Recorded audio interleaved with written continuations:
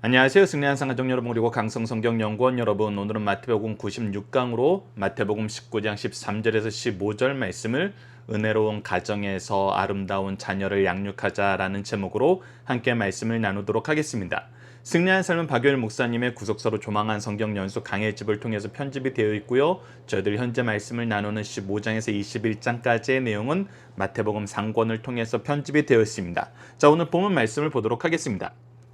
마태복음 19장 1절에서 12절까지의 말씀을 통해서는 가정이 하나님께서 세우신 신적 기관으로 하나님께서 세우신 것을 사람이 나눌 수 없다라는 예수님의 선언을 우리가 분명히 확인할 수 있었습니다. 그럼에도 불구하고 이혼 증서를 허락하신 이유는 예외적인 상황으로 우리의 완악함 때문에 죄가 더욱더 생성될 것을 막기 위한 거였습니다. 더 나아가서 하나님께서 범죄한 우리들을 어떻게 사랑하셨는지를 보고 우리는 끊임없이 이것을 회복시키기 위해서 하나님 말씀대로 이끌기 위해서 사는 삶을 살아야 됨을 우리가 확인할 수 있었습니다.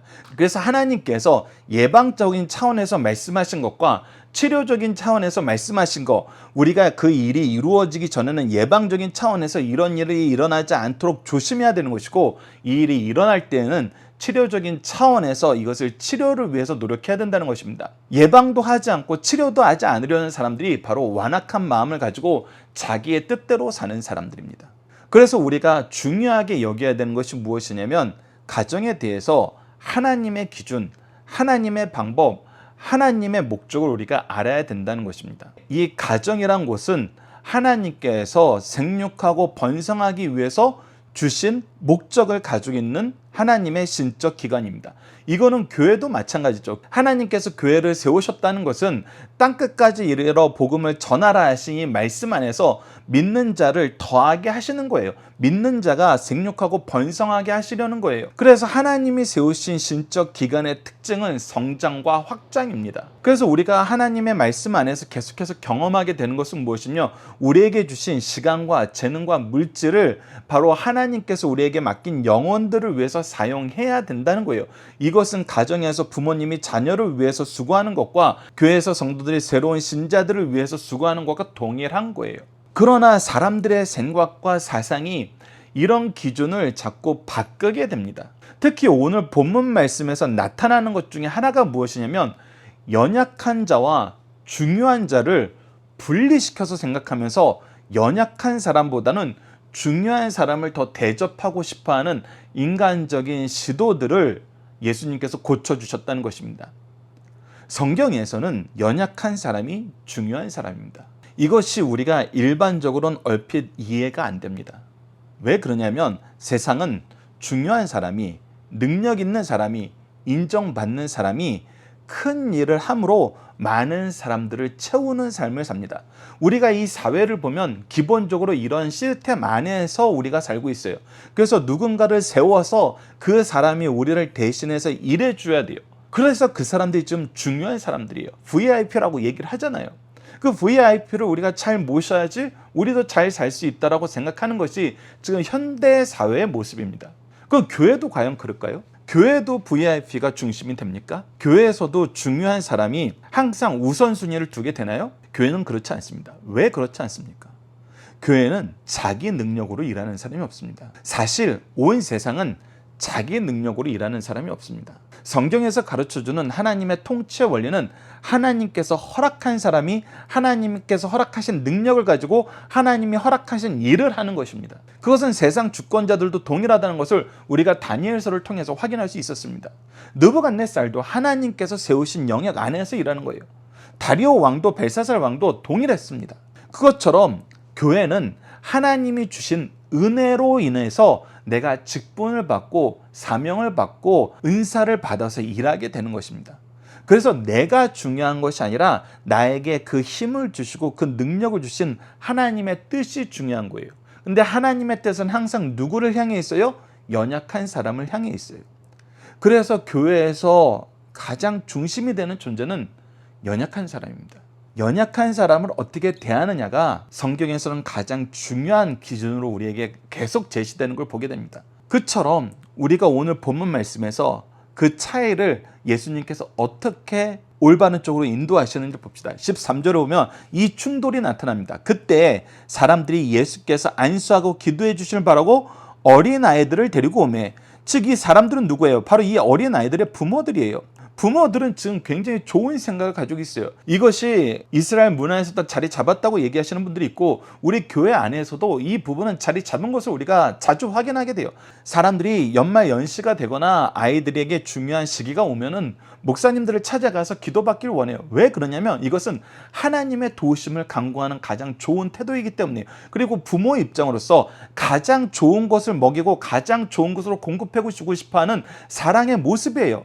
예수 그리스도께서는 하나님께서 보내신 우리의 참된 목자세요. 그리고 예수님께서 항상 해오시던 것은 바로 연약한 자를 돌보시는 거였어요. 그래서 이 연약한 자를 돌보시는 예수님, 하나님이 보내신 메시아인 예수님, 우리의 참 목자이신 예수님에게 우리 아이들을 데리고 가서 그분의 축복의 기도를 받고 싶은 건 너무나 자연스러운 거고 너무나 아름다운 모습이에요. 더군다나 이 일을 통해서 아이들은 누구를 만나게 돼요?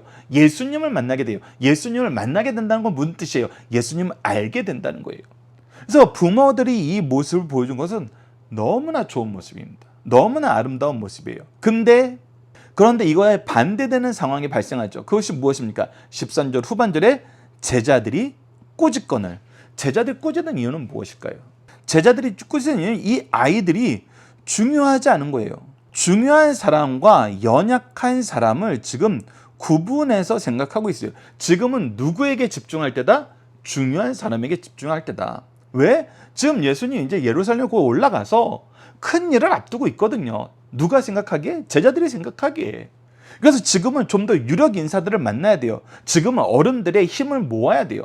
그래서 사회적으로 영향력이 있고 자기네들의 요청에 즉각적으로 반응할 수 있는 어른들이 중심이 되는 거예요. 그래서 예수님이 지금 이 아이들에게 시간을 쓴다는 거, 이 아이들을 일일이 한 사람씩 축복해 주기 위해서, 축복 기도를 하기 위해서 이 많은 사람들 앞에서 하나님의 말씀을 선포하고 사람들의 요구를 들은 이 시간을 양보하는 것은 지금 현재 합당하지 않다는 거예요. 그래서 꾸짖은 거예요. 상황을 보라는 거예요. 상황을. 지금 아이들이 지금 여기 올 상황이냐, 지금 예수님의 아이들을 만나야 될 상황이냐. 그래서 이 꾸짖는 일이 일어나는 거예요. 그래서 제자들은 중요한 사람과 연약한 사람을 분리해서 지금은 아니라고 생각하는 겁니다. 자, 근데 예수님은 어떻게 대답하세요? 예수께서 이르시되 어린 아이들을 용납하고 꾸짖으면 된다 안 된다? 안 된다. 막으면 된다 안 된다? 안 된다. 내게 오는 것을 금하지 말라. 천국은 이런 사람의 것이니라 하시고. 자, 우리가 앞서 이미 나눴던 것처럼 천국에서 누가 큰 자니까 제자들이 물어봤을 때 예수님께서 뭐라 그러셨어요? 예수님께서 오히려 어린 아이와 같이 되지 아니하면 들어가지 못한다 그랬어요. 어린 아이처럼 자기를 낮추지 않으면 큰 자가 될 수 없다 그랬어요. 어린 아이를 영접하는 것이 예수님을 영접하는 거라 그랬어요. 그래서 어린 아이가 기준이었어요. 자, 이때 어린 아이가 기준이 됐을 때 왜 어린 아이의 이 모습이 기준이 된다 그랬습니까? 먼저는 어린 아이와 같은 사람이란 것은 자기의 연약함을 인정하고 온전히 은혜를 강구하는, 도움이 없이는 살 수 없다는 것을 인정하는 존재들이기 때문이에요. 어린 아이들은 자기가 혼자서 살 수 없어요. 어른들의 도움이 없으면 살 수 없어요. 부모의 돌봄이 없으면 살 수 없어요. 그런데 하나님 앞에서는 누가 큰 자냐면 자기의 연약함, 자기의 제약된, 자기의 무능함을 알고 오직 하나님의 은혜가 아니면 내가 살 수 없습니다라고 고백하는 사람이 바로 하나님의 일꾼인 거예요. 천국을 소유한 사람인 거예요.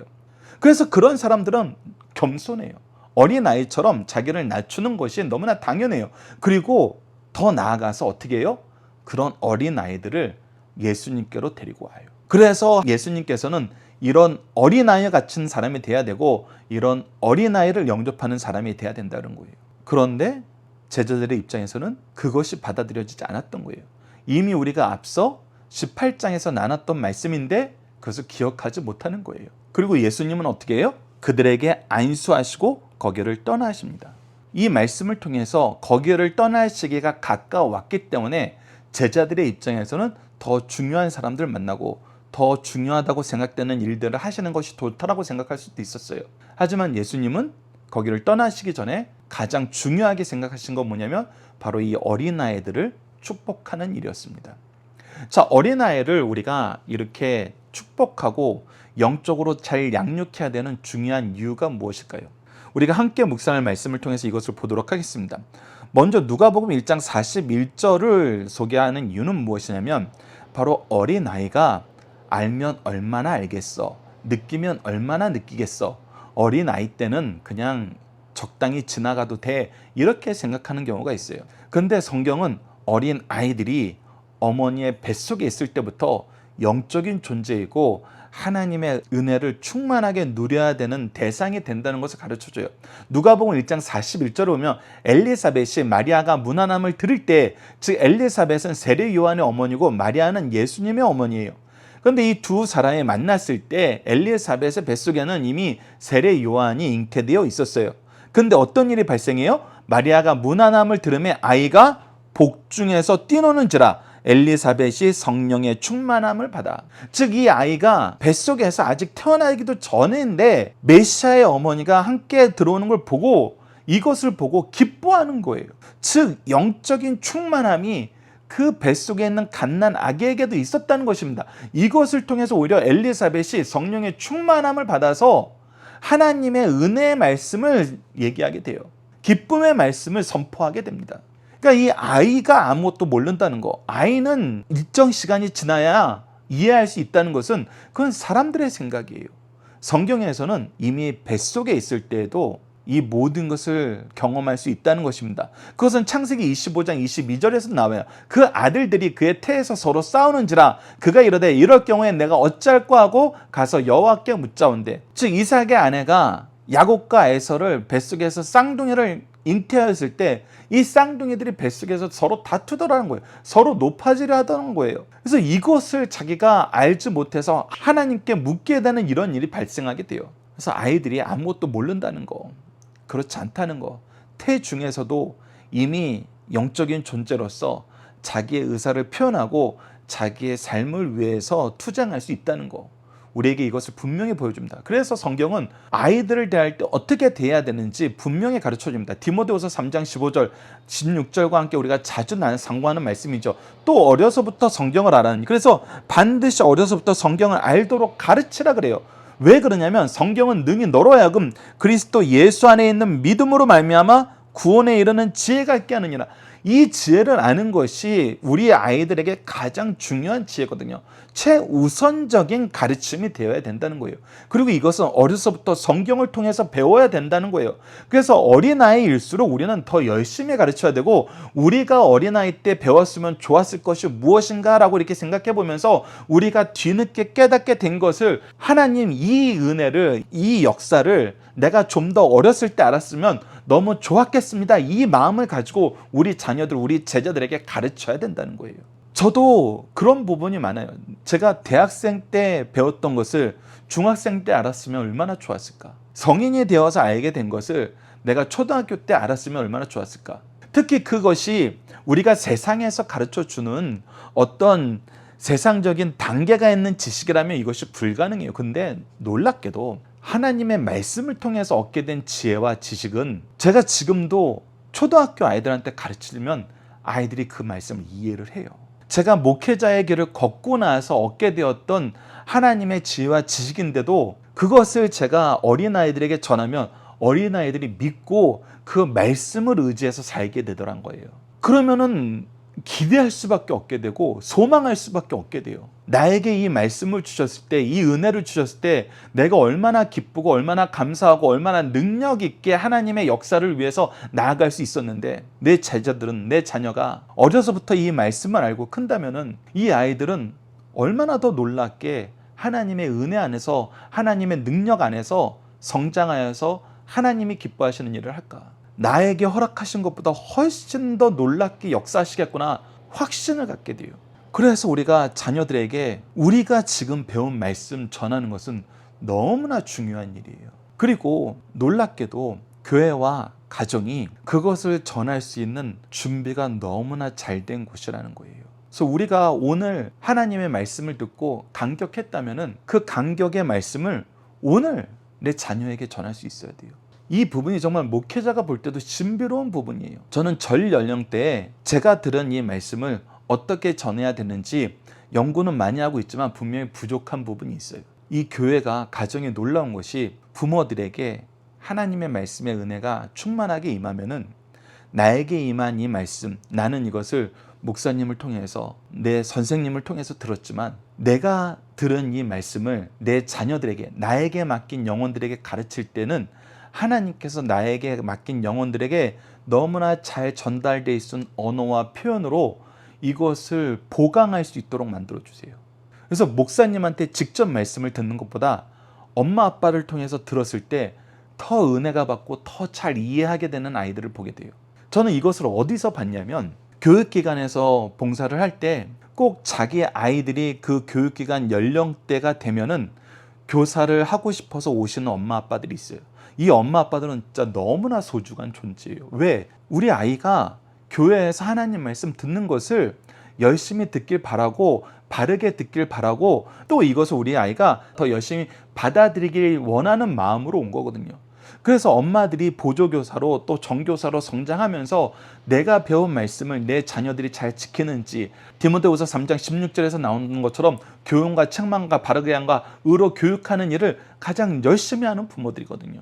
근데 각 보면은 제가 먼저 가르쳤던 이 말씀을 제가 아이들에게 전달하기 위해서 준비했던 말씀을 이 엄마 아빠들이 공각 공부 시간에 가르치는 걸 보면은 저보다 훨씬 더 잘 알아들을 수 있는 언어와 표현과 준비로 아이들을 가르치는 걸 보게 돼요. 그래서 저보다 더 잘 가르쳐요. 저보다 더 친근감 있게 가르쳐요. 더 중요한 것은 뭐냐면 이것을 저는 일주일에 한 번, 두 번 만나서 가끔 가르치는 게 되지만 엄마 아빠가 알고 있으면은 이것을 매일 가르치는 것이 돼요. 즉 말씀의 복을 더 충만하게 누리는 자녀들이 된다는 것입니다. 그랬을 때 이 시편 127편 3절에서 5절 말씀이 그 가정에서 성취되는 걸 보게 됩니다. 보라, 자식들은 여호와의 기업이요 태의 열매는 그의 상급이로다. 젊은 자의 자식은 장사의 수중에 화살 같으니 이것이 그의 화살통에 가득한 자는 복되도다. 그들이 성문에서 그들의 원수와 담판할 때에 수치를 당하지 아니하리로다. 왜 이것이 가능해요? 하나님이 우리에게 주신 자녀가 우리가 받은 모든 복을 우리보다 먼저 누리면서 자라게 돼요. 그렇게 자란 아이들은 필연적으로 야곱이 요셉을 위해서 기도했던 그 기도처럼 담장을 넘는 축복을 갱신하는 삶을 살게 돼요. 그래서 우리 자녀들은 우리의 짐이 되는 것이 아니라 우리의 기업이고 우리의 상급이 돼요. 그래서 우리의 강건함의 상징이 돼요. 우리의 성장의 상징이 돼요. 우리의 축복의 상징이 된다는 것입니다. 이것을 우리가 정말 경험하게 됩니다. 말씀 안에서 우리보다 더 많은 말씀의 은혜를 누리고 자란 아이들은 우리보다 반드시 더 잘 되게 됩니다. 하나님께서 우리보다 훨씬 더 크게 쓰시게 됩니다. 그래서 여러분들 말씀을 가까이 하게 하십시오. 말씀으로 양육하게 하고 예수님을 더 잘 알게 하고 예수님과 가까워질 수 있도록 노력하는 부모가 되세요. 그랬을 때 하나님의 은혜가 충만하게 역사하는 것을 우리가 확인하게 될 것입니다. 그래서 우리가 앞서 나눴던 것처럼 마태복음 18장 4절에는 예수님께서 뭐라 그러셨어요? 그러므로 누구든지 이 어린아이와 같이 자기를 낮추는 사람이 천국에서 큰 자니라. 어린아이와 같은 사람이 중요한 사람이고 어린아이와 같은 연약한 자를 돌보는 게 우리에게 가장 중요한 일이에요. 이 기준이 지금 예수님께서 우리에게 가르쳐준 기준입니다. 이 기준을 우리가 바꾸려 하지 맙시다. 우리가 중요한 거, 연약한 거 이것을 따로 나누고 중요한 일이 항상 먼저야 하면은 제자들처럼 이 어린아이를 꾸짖는 부모가 되고 꾸짖는 스승이 됩니다. 그러나 예수님처럼 연약한 자를 돌보는 것이 가장 중요한 일이고 자기를 낮추는 자가 가장 큰 자라는 이 기준을 가지고 우리가 자녀들을 봐야 된다는 것입니다. 자녀들을 양육해야 된다는 것입니다. 자, 함께 문제를 살펴보고 문답으로 나눈 중심사상을 보도록 하겠습니다. 첫 번째, 제자들은 왜 아이들을 데리고 오는 사람들을 꾸짖나요? 지금 이 아이들이 중요하지 않다라고 판단을 한 거예요. 근데 예수님은 어린아이들을 어떻게 되었나요? 이 어린아이가 가장 중요하다고 얘기하시는 거예요. 우리의 사명이 이 어린아이들을 양육하는 데 있다는 거예요. 연약한 자를 세우는 데 있다는 거예요. 새 생명을 낳는 데 있다는 것입니다. 이 기준을 바꾸면은 교회는 세속화됩니다. 이 기준을 지키면은 교회는 복의 은혜가 갱신되는 곳이 됩니다. 여러분 누구의 방법을 따르시겠습니까? 너무나 분명한 것입니다.